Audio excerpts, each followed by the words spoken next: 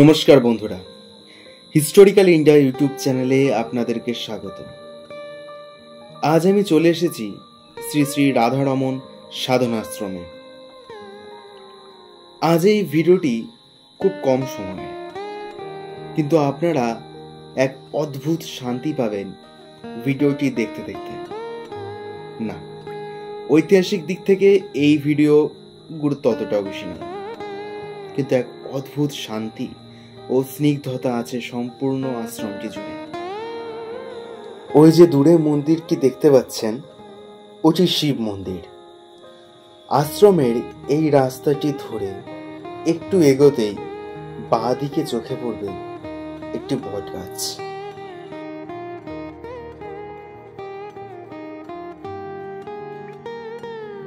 এই বট গাছের একগুচ্ছ ঝুড়ি সোজা নেমে এসছে মাটিতে।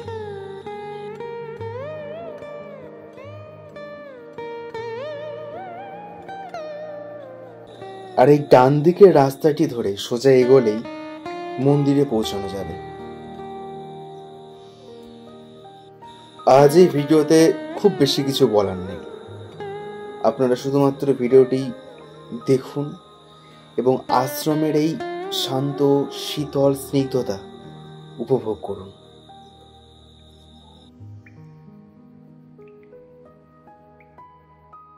মন্দিরের এই বাম পাশের গর্ভগৃহে রয়েছেন শ্রী রামকৃষ্ণ পরমহংসদেব, মা শারদা এবং স্বামী বিবেকানন্দ।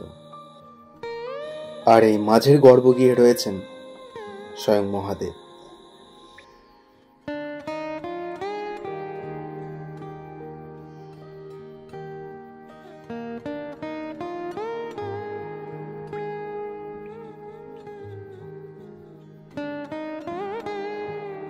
মন্দিরের এই ডান পাশের তিনটি ছোট ছোট ঘর আছে, যেখানে কিছু বিশিষ্ট ব্যক্তি, গুরু এবং স্বাধীনতা সংগ্রামীর মূর্তি রাখা আছে।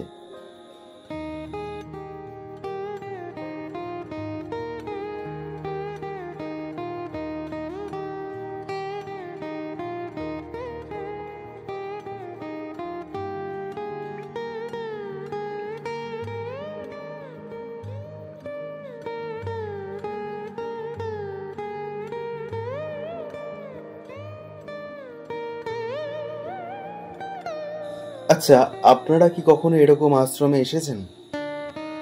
আমি এইরকম আশ্রমে 2-3 বার এসেছি এবং 2-3 রকম আশ্রমে গেছি।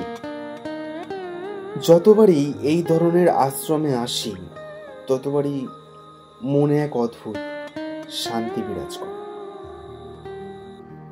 মন্দির সোজাসুজি এই ছোট্ট ঘরটিতে স্থাপন করা হয়েছে স্বামী বিবেকানন্দের একটি মূর্তি। আশ্রমটির উত্তর দিকে এই দোতলা ভবনটি রয়েছে। আশ্রমটি যারা দেখাশোনা করেন তারা এই ভবনেই থাকেন। আশ্রমে নিত্য পুজো হয়। এছাড়াও শুনলাম শ্রাবণ মাসের শেষের দিকে মহাদেবের এখানে অনেক ধুমধাম করে পুজো হয়। কয়েকদিন ব্যাপী এই পুজোতে তখন গুরু শিষ্যরা আসেন, ভক্তরা আসেন, তখন ভোগ সামগ্রী বিতরণ করা হয়, একটা অনুষ্ঠান চলে। ভাগীরথী নদীর তীরেই এই আশ্রম। আর এই আশ্রমের স্নিগ্ধতা, শীতলতা এবং এই আশ্রমের মানুষের ব্যবহার আমার খুব ভালো লেগেছে। আর আপনাদের যদি ভিডিওটি ভালো লেগে থাকে তাহলে হিস্টোরিক্যাল ইন্ডিয়া ইউটিউব চ্যানেলটিকে সাবস্ক্রাইব করে পাশে থাকা নোটিফিকেশন বেলটি অন করে রাখুন। দেখা হবে পরবর্তী ভিডিওতে।